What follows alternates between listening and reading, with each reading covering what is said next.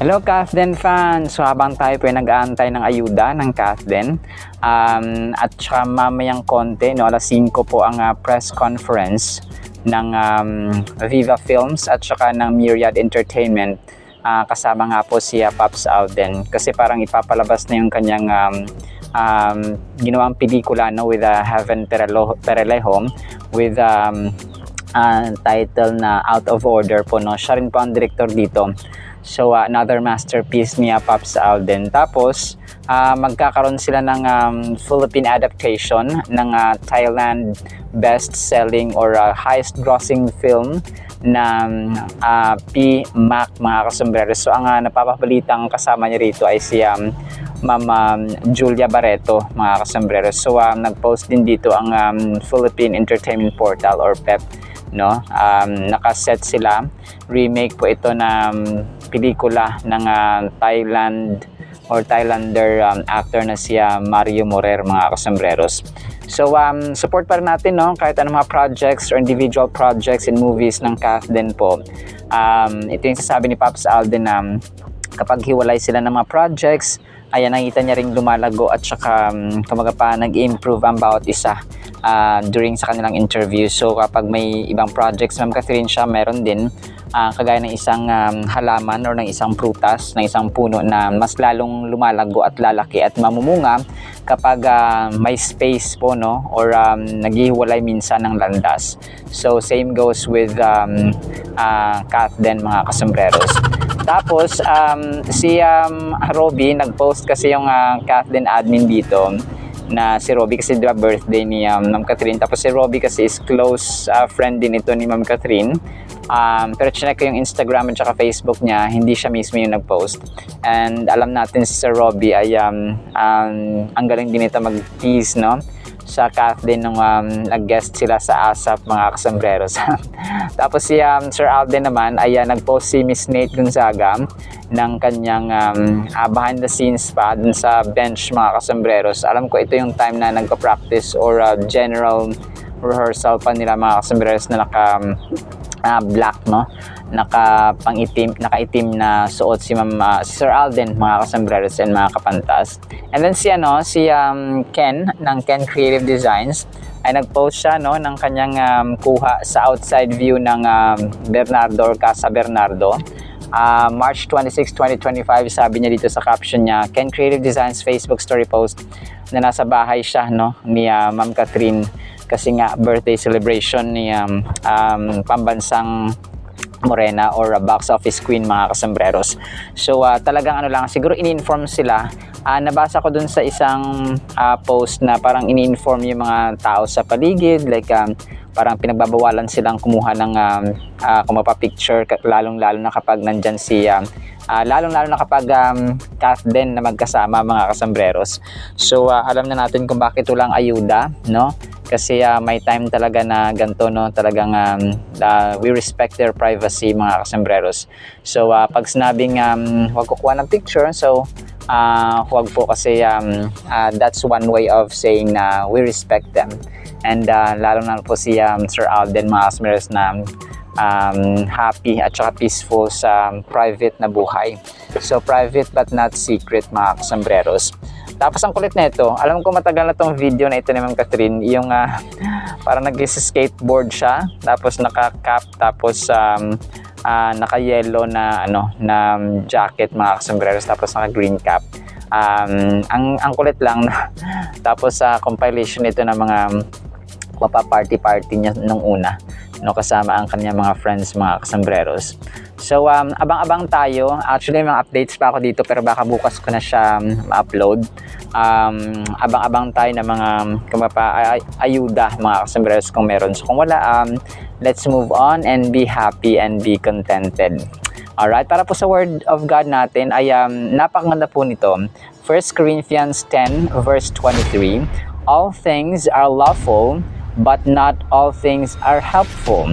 All things are lawful, but not all things build up. So nasabi ito ni Apostle Paul, mga kasombreros, sa mga taga Corinth, para mag-set ng somehow limitation. So ang verse na ito sa 1 Corinthians ay nagbubukas ng parang bintana para sa isang balanced na Christian freedom.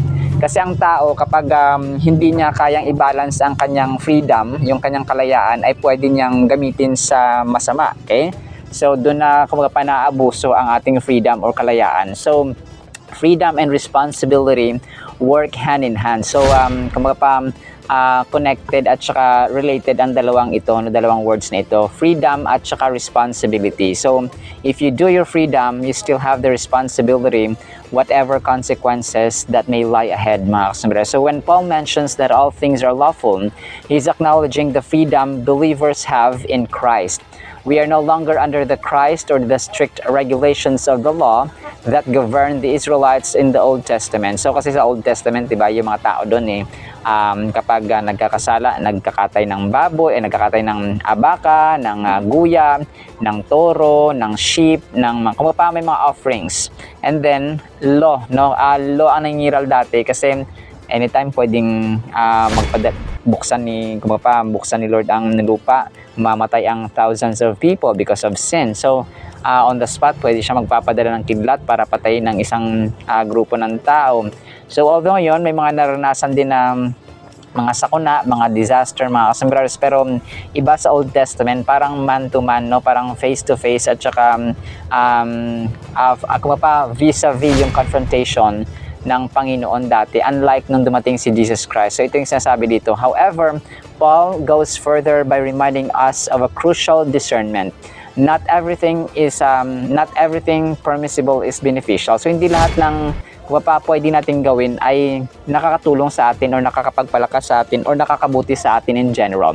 This brings forth a significant principle. Just because something is allowed does not mean we should partake in it. So ito yung sasabi niya na hindi dahil kaya mong gawin or pwede mong gawin ay gagawin mo na. Okay? So hindi ito yung pang-aabuso ng inyong freedom kasi hindi lahat ng bagay na pwede at kaya mong gawin ay nakakabuti. So we must strive to choose what brings us closer to God and encourages our spiritual growth. In our Christian lives, no, kahit sa ating mga normal na mga tao, we face choices frequently. Ang daming choices, no, some that may seem neutral or harmless, but we must weigh these decisions against our faith and spiritual well-being. So may mga desisyon tayo minsan sa buhay na akala natin walang epekto, parang harmless lang, no, parang neutral lang ang dating, pero kailangan nating timbangin, okay? Nakakabuti ba ito or nakakalugod ba sa Panginoon or hindi? Nakakapagpalakas ba ito sa aking spiritual life, sa aking physical, sa aking finances, sa aking social at saka relationship in general or hindi? So we have to weigh that, mga kasambreros. So will this decision build my faith?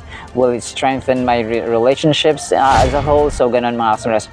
When Paul uses the phrase, not all things are helpful, he emphasizes that we should consider the effects of our choices. Kung kaya may tagline tayo, mga kasambreros, na power of choice. No, there is a power in choosing. Kapag tayo po ay nag-decide ngayon na mag-aral, may epekto yan sa bandang huli.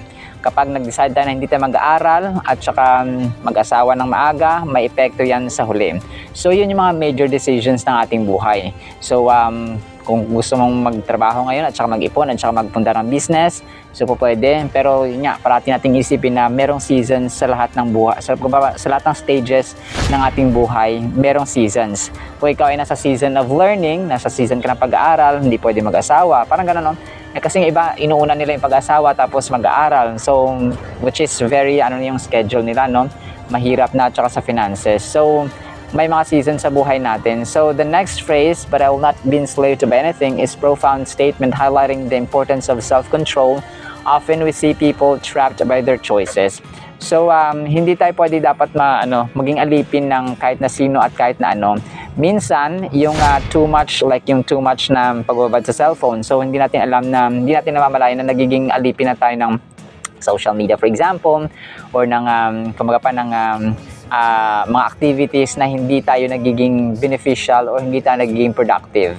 So yun, dapat din nating timbangin kung naging productive pa tayo or nagiging idle tayo at wala tayong benefit na nakukuha. So in this passage, Paul is answering a question from the Corinthians about eating food and that had been sacrificed to idols. So yung 1 Corinthians chapter 10 kasi, this speaks about yung whole context. Kung babasahin natin lahat ay may mga tao na lahat kinakain, lahat kahit na yung sinasacrifice sa idols, no, sa mga Diyos-Diyosan, mga kasambreros. So at that time of Paul's writing, people regularly ate the sacrificial meals of various deities as a way to honor and sanction the divinity of the deity.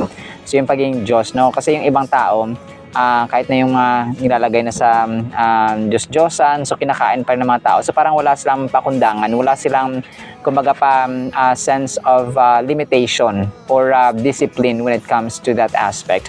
So while Paul began his answer on the public of idol offerings in 1 Corinthians 8, he returned to the topic in 1 Corinthians chapter 10.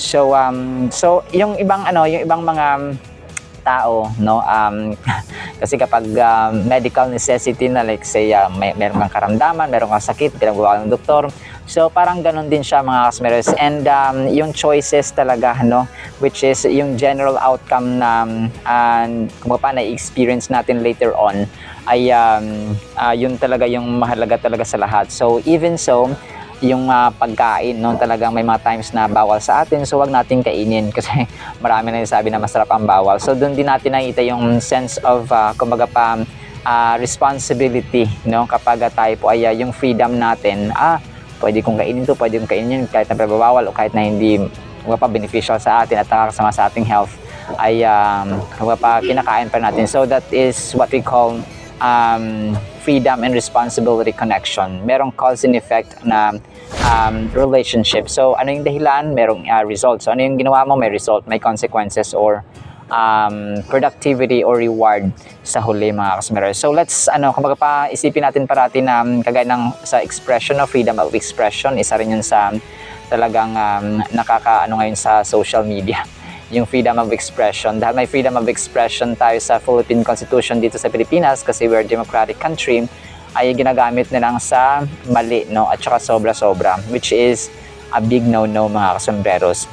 Alright, so naman po in the meantime, nawa po ipagpalain po tayo ng pag-ibig, pananampalataya at pag-asa in the mighty, holy, sweet, magnificent, our Lord Jesus Christ. And everyone said, Amen and Amen. See you sa next segment mga kasambreros, kapantasan pa, alam po.